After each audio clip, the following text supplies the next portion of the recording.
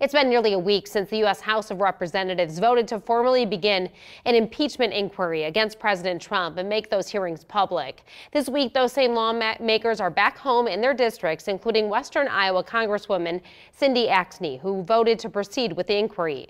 As reporter John Kipper tells us, the first-term Congresswoman has an eye on impeachment, but her constituents have other things on their mind. Jenny, every person that spoke up at the town hall had flooding on their mind. Axne says she's focused on those efforts, plus her other priorities like lowering prescription drug prices and helping farmers get a new trade agreement. That's my focus. There are other folks in judiciary and intelligence doing their job. I'm doing mine, and when the time comes for me to take a vote and I have the information, then I'll make that decision then. The town hall Wednesday morning, the word impeachment was brought up once. That's while Axne was telling the dozens in attendance that she's been focused on issues that Iowans care about. That's why I dropped an agriculture bill the day that the impeachment inquiry was announced. Still, she said after the town hall that she'll be listening to the public impeachment hearings carefully.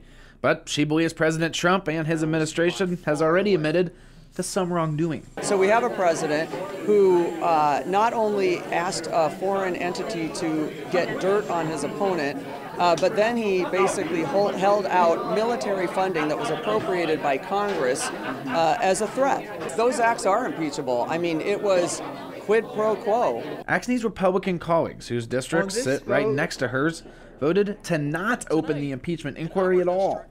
Nebraska Congressman Don Bacon said last week the process so far has been hyper-partisan and unfair to Trump, saying hatred of the president alone is not grounds for impeachment. Our citizens will decide who our next president will be in 13 months, and we should trust the voters to decide and respect their will.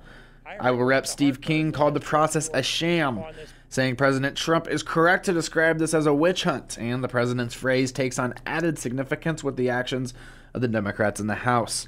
Axne trusts the process and will wait to see what charges are brought to the House floor. The number one job that I have outside of representing my district is to protect our country.